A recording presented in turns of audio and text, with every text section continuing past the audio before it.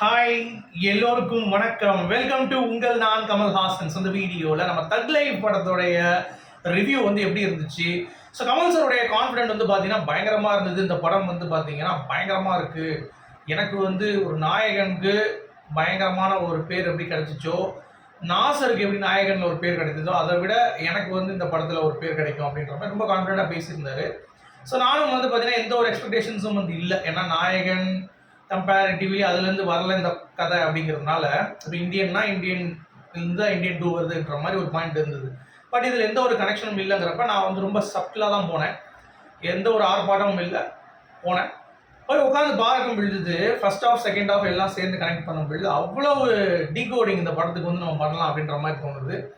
So it's a master class by Kamal sir and Maniratnam அப்படிங்கிறத நம்ம கண்டிப்பாக சொல்லிக்கலாம். ஏன்னா இப்போ இருக்கிற 2K கிட்ஸ்க்கு ரொம்ப ஃபாஸ்ட்டாக படம் பார்த்தவங்களுக்கு வந்து பார்த்தீங்கன்னா, ஏன்னா அது ஒரு சீனுக்கு இந்த சீனுக்கு ஃபைட்டே இல்லை, சரசரசன் போக மாட்டேங்குது.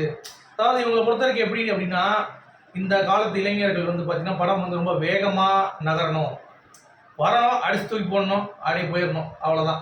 டக்கு டக்குன்னு கன் ஸ்பாட் பண்ணணும், ஃபயர் பண்ணணும், ட்ரக் இழுக்கணும், இந்த மாதிரி தான் வந்து எதிர்பார்க்குறாங்களே தவிர ஒரு ஃபீல் குட் மூவி ஸ்டார்டிங் ஃப்ரேம்லேருந்து எண்டு ஃப்ரேம் வரைக்கும் எப்படி அந்த டைமென்ஷனை கொண்டு போகிறாரு மணிரத்னம் அப்படின்றத ஒரு ஃபீல் குட்டாக யாருமே வந்து பார்க்கல அப்படிங்கிறது ரொம்ப ஆச்சரியமாக இருக்குது இந்த படம் பார்க்கும் பொழுது.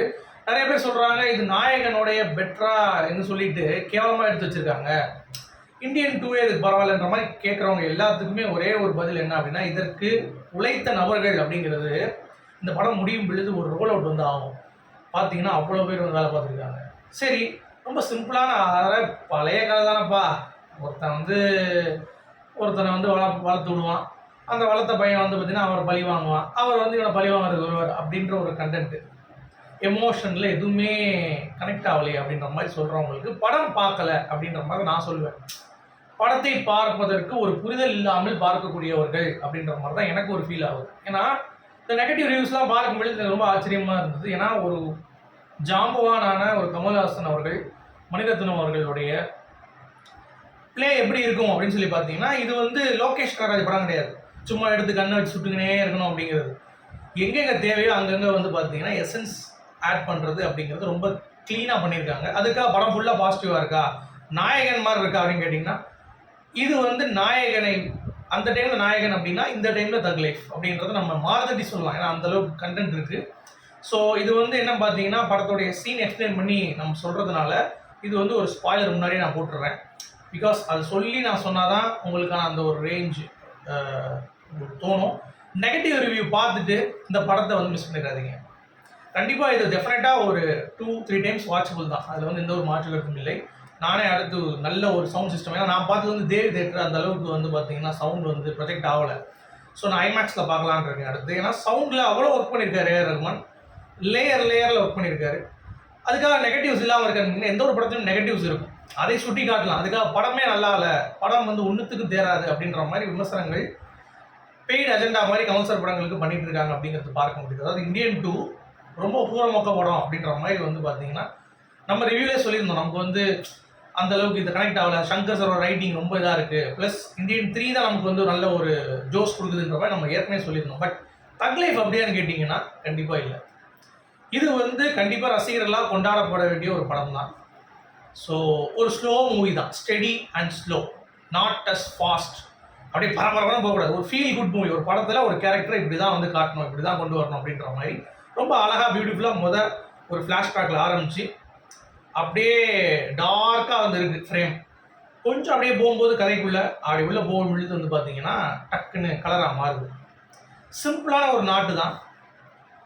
ஒரு பெரிய டானு, அவரை போடுறதுக்கு சுற்றி வளைக்கிறாங்க. அப்போ ஒரு சம்பவம் பண்ணுறாள் அந்த டானு. அப்போ ஒரு உயிரிழப்பு ஏற்படுது.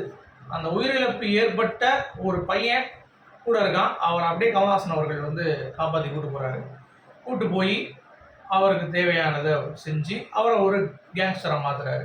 அந்த கேங்ஸ்டர்ஸ் சுற்றி இருக்கக்கூடிய ஆட்கள் வலை விரிக்கிறார்கள், கமல்ஹாசனை ஹண்ட் பண்ணணும் அப்படின்னு சொல்லிட்டு. ஸோ அதற்கு இந்த அமரன் கேரக்டர் சிம்பு அவர்கள் உடன்படுகிறாரா இல்லை என்ன பண்ணுறார் அப்படிங்கிறது தான் ஸ்க்ரீன் பிளே ஒரு ட்விஸ்ட்டு.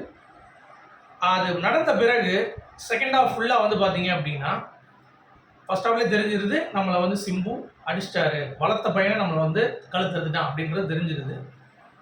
அதுக்கடுத்து கமலஹாசன் அவர்களுடைய நெரேட்டிவ் என்ன அப்படின்னு பார்த்தீங்கன்னா, என்ன பழிவாங்கணும், ஆக்சுவல் ரிவெஞ்ச் ஸ்டோரி அப்படின்ற மாதிரி வருது. பட் இதில் என்ன ஒரு ஹைலைட்னா, ஒரு தங்கச்சி ஒன்று மிஸ் ஆகிறா ஃபர்ஸ்ட் ஃப்ரேமில், அதை வந்து லாஸ்ட் கிளைமேக்ஸில் ஒரு கனெக்ட் பண்ணுறாங்க. அந்த ஒரு விஷயம் வந்து பார்த்தீங்கன்னா ரொம்ப பியூட்டிஃபுல்லாக இருந்தது. ஓகேங்களா? ஸோ இதுதான் படத்தோடைய ஒரு சின்ன ஒரு என்ன சொல்கிறது, ஒரு ரைட்டிங் வைங்களேன். ஸோ அந்தளவுக்கு ரொம்ப வேல்யூபுளாக ஒரு டீகோட் பண்ணி இந்த சிம்பிளான ஸ்கிரிப்டை மக்களுக்கு எவ்வளோ ப்ரெசென்ட் பண்ண முடியுமோ அதை பண்ணியிருக்காங்க. சரி, இது சிம்பிளான ஸ்கிரிப்ட் அப்படின்னா எல்லா இடங்களிலும் ஸ்கிரிப்ட் வந்து ரொம்ப டைலூட்டாக பயங்கரமாக அப்படி முடிச்சு இடிச்சுலாம் போட்டிருக்காரு. ஃப்ளாட்டாக தான் இருக்கும். எந்த படம் எடுத்துக்கோங்க, நீங்கள் நாயகனே எடுத்துக்கோங்களேன்.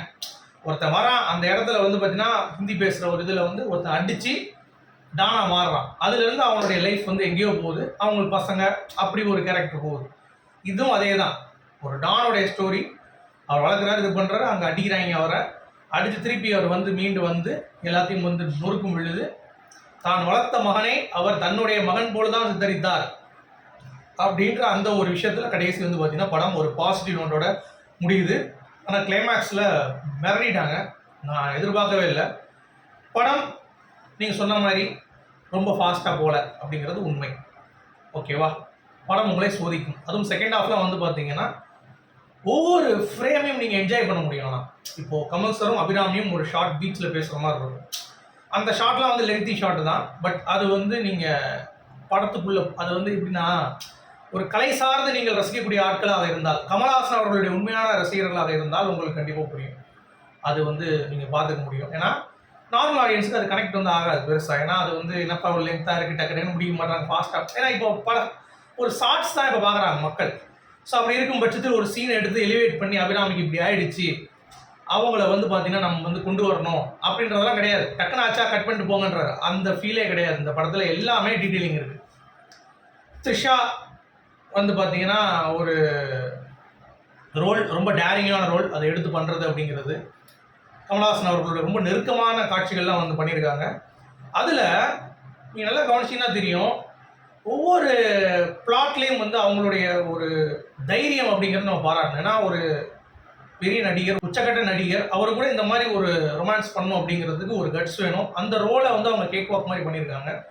அந்த ரோலுக்கு என்ன வேணும், அந்த டிமாண்ட் எப்படி பண்ணுறாரு. அதாவது அந்த ரவுடி அப்படின்றவன் ஒரு பொண்டாட்டி வச்சுருந்தாலும் கூட வந்து பார்த்தீங்கன்னா சுற்றி ஒரு வெப் வச்சுருப்பாங்க அப்படின்ற மாதிரி அந்த ஒரு லைனையும் வந்து மணிரத்னம் அவர்கள் வந்து டெவலப் பண்ணியிருக்காரு. அதுக்கு சிம்பு அவர்கள் திருப்பி இவங்க மேலேயே ஆசைப்படுற மாதிரி அந்த டோன் வந்து அப்படியே நேரோடவுன் ஆகி அதுக்கடுத்து அப்படியே சுற்றுது படம். இந்த செகண்ட் ஹாஃபில் தான் இன்னும் பெட்டரான ஒரு ஸ்க்ரீன் பிளே வந்து மணிரத்னம் அவர்கள் பண்ணியிருக்கலாம். ஏன்னா ப்ரெடிக்டிபிள் ஆயிடுது. அவன் பாருங்க 4 பேர் சேர்ந்து அவர் முடிச்சிட்டாங்கிறது தெரிஞ்சிருச்சு. அடுத்து இந்த 4 பேர் ஒரு பலி வாங்க போகிறார், அவ்வளோதானே அப்படின்றதுனால நமக்கு தெரிஞ்சிருதோ அடுத்து இவர் இதை கொல்ல போகிறாருப்பா, இந்த அடுத்து இவரை கொல்ல போகிறார், கடைசியாக சிம்புவை கொள்வார் அப்படின்ற மாதிரி அந்த பாயிண்ட் ஆஃப் வியூ வந்து நமக்கு வந்ததுனால கொஞ்சம் அதில் மணிரத்னம் அவர்கள் கொஞ்சம் கான்சன்ட்ரேட் பண்ணியிருக்கலாம். ஏன்னா அந்த ஒரு போர்ஷன் அந்த செகண்ட் ஹாஃபில் ஒரு 1/2 மணி நேரம் தான் கொஞ்சம் நம்மளை வந்து பார்த்தீங்கன்னா ரொம்ப ஸ்லோவாக போய் ஷார்ட்ஸ் இருந்தாலும் பயங்கரமான டயலாக் பெர்ஃபார்மன்ஸ் இருந்தாலும், கமல் சரோடைய பெர்ஃபார்மன்ஸ், சிம்புவோடைய பெர்ஃபார்மன்ஸ், ரிஷாவுடைய பெர்ஃபார்மன்ஸ், அபிராமி அவர்களுடைய பெர்ஃபார்மன்ஸ் இவ்வளோ இருந்தாலும் அந்த ஒரு இம்பேக்ட் வந்து பார்த்தீங்கன்னா அது ஆகலை. ஏன்னா இந்த ரைட்டிங் செகண்ட் ஹாஃபில் கொஞ்சம் டல்லு தான், அதை நம்ம ஒத்துட்டு தான் ஹானஸ்ட்டாக. ஆனால் ஒட்டு மொத்தமாக நீங்கள் படம் பார்க்கும்பொழுது ஒரு ஃபீல் குட் மூவி பார்த்த மாதிரி தான். ரொம்ப போங்கடா என்ன தான் எடுத்து வச்சிருக்கீங்க அப்படின்ற மாதிரிலாம் கண்டிப்பாக கிடையாது. நாயகன் எப்படி அந்த டைமில் இருந்ததோ அதே மாதிரி இந்த வட்டம் தக் லைஃப் அப்படிங்கிறத கமல் சார் சொன்ன மாதிரி பக்கா வந்து பண்ணியிருக்காங்க. சரி, ஜோஜு ஜார்ஜ் எனக்கு கொஞ்சம் ஏமாற்றம் அவருடைய நடிப்பு அப்படிங்கிறது. ஏன்னா அவர் வந்து பக்கா வந்து பார்த்தீங்கன்னா கொஞ்சம் லேயரில் ஃபில்டரே பண்ணல. அவரை சும்மா ஒரு எடுபடி மாதிரி கூட வச்சுக்கிட்டு கமல் சார் கூட அந்த சாவடிக்கிற சீன் வந்து தெரியுமா, அதில் வந்து பார்த்தீங்கன்னா போதி தர்மனா அப்படின்ற மாதிரி டைலாக் இருக்குது. அதெல்லாம் வந்து தேட்டரில் அங்கே தான் அந்த ஜோஜு ஜார்ஜோடைய ஒரு முகம் பார்த்தோம். அப்படி ஒரு டேலண்டான நடிகருக்கு இன்னும் வாய்ப்பு கொடுத்துருக்கலாம்ன்ற மாதிரி எனக்கு தோணுச்சு. அடுத்து ஆசிஃப் அலி, ஹிந்தியில் பெரிய ஒரு நடிகர், மிர்சாபூர் சீரியஸாக நடித்தார். அவரும் அவருடைய எஃபர்ட் சூப்பராக தெரிஞ்சிச்சு. அவருக்கும் இன்னும் கொஞ்சம் வேல்யூ கொடுத்துருக்கலாம் அப்படின்ற மாதிரி இருந்துச்சு. அவரோட நடிப்பும் கொஞ்சம் நல்லா இன்னும் வாங்கியிருக்கலான்ற மாதிரி தோணுச்சு. அடுத்து சிம்பு வழக்கம் போல் பின்னிட்டார்.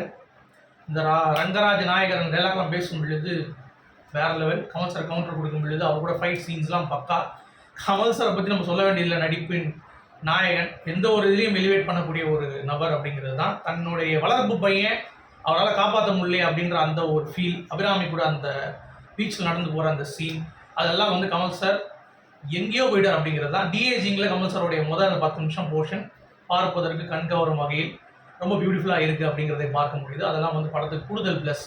ஏஆர் ரஹ்மானுடைய இசை சூப்பர், பக்காவாக பண்ணியிருக்காரு. ரவி கே சந்திரனுடைய ஹாலிவுட் ஸ்டைல் சினிமாட்டிக் எக்ஸ்பீரியன்ஸ் உங்களை வந்து படம் ஸ்லோவாக இருந்தாலும் அந்த ஷார்ட்ஸோடைய பியூட்டியில் வந்து பார்த்தீங்க அப்படின்னா நம்மளை வந்து மெய்சிலுக்க வைக்குது. ஒரு சில லாஜிக் மிஸ்டேக்ஸ் இருக்குது. ஆக்சுவலாக கமல் சார் வந்து மேலேருந்து ஒரு பள்ளத்துலேருந்து விழுந்துட்டு அங்கேருந்து என்ன சொல்ற 2 புல்லட்ஸ் வந்து தாங்கியிருப்பார், கையில் குச்சி வச்சு நடந்து போகிற மாதிரி சிலன்னு இல்லை, ஒரு 2-3 சீன்ஸ் வந்து பார்த்தீங்கன்னா நம்ம வந்து லாஜிக்கலாக இல்லை. பட் தட்ஸ் ஓகே, ஏன்னா படம் இருக்கும் பொழுது மிஸ்டேக் இருக்கும் அப்படிங்கிறது தான். அதை நீங்கள் ஹைலைட் பண்ணி காட்டுங்க. மற்றபடி படம் வந்து தரமட்டமாக இருக்குது, குப்பையாக இருக்குன்ற மாதிரிலாம் பரப்பாதீங்க அப்படிங்கிறது தான். அடுத்து அபிராமி வந்து ரொம்ப வெயிட்டான பர்ஃபார்மன்ஸ். கமல் சாரோடைய ஒய்ஃபாக பியூட்டிஃபுல்லாக பண்ணியிருக்காங்க. அவங்களுக்கு சின்ன ரோலாக இருந்தாலும் அவங்களுக்கு கொடுத்த ஒரு 2-3 சீனாக இருந்தாலும் ரொம்ப அழுத்தமாக அவங்களுடைய கேரக்டர் பண்ணியிருந்தாங்க. Trisha daring role. அசோக் செல்வனுடைய நடிப்பு அப்படிங்கிறது ரொம்ப யதார்த்தமாக இருந்தது. ஆனால் ரொம்ப கன்வின்சிங் போலீஸ் ஆஃபீஸர் மாதிரி இருந்துச்சான்னு கேட்டிங்கன்னா கொஞ்சம் லெட் டவுன் தான். அசோக் செல்வன் வேறு யாராவது கொஞ்சம் பெட்டராக எடுத்துருக்கலான்ற மாதிரி தோணுச்சு. நான் ஒரு லுக்கு எல்லாமே வரப்பாக இருந்த தவிர மூஞ்சி எதுவும் வேலை செய்யலாம அந்த ஒரு ஃபீல் வந்து பார்த்தீங்கன்னா கண்டிப்பாக இருந்தது. அப்படின்னு நாசர் பின்னிட்டார்.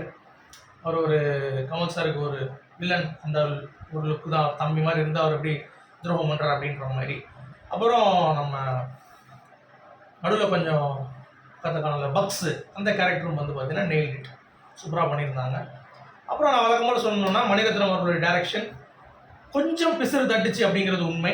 அதாவது செகண்ட் ஹாஃபில் கொஞ்சம் அந்த ஒரு அரை மணி நேரம் கொஞ்சம் ட்ரிம் டவுன் பண்ணியிருந்தாங்களோ இல்லை வேறு மாதிரி ஸ்க்ரீன் பிளே விறுவிறு பண்ணியிருந்தாங்கன்னா கொஞ்சம் நல்லாயிருக்கும். ஆனால் லெட் டவுன் கிடையாது, என்னத்தான் பண்ணியிருக்காங்க அப்படின்ற மாதிரி கிடையாது. ஸோ ஆக மொத்தம் தக் லைஃப் என்னை பொறுத்த வரைக்கும் இந்த டைப்பான காலத்தில் ஒரு நாயகன் அப்படின்றத நம்ம சொல்லலாம். உங்களுடைய கருத்துக்கள் மீண்டும் சந்திப்போம்.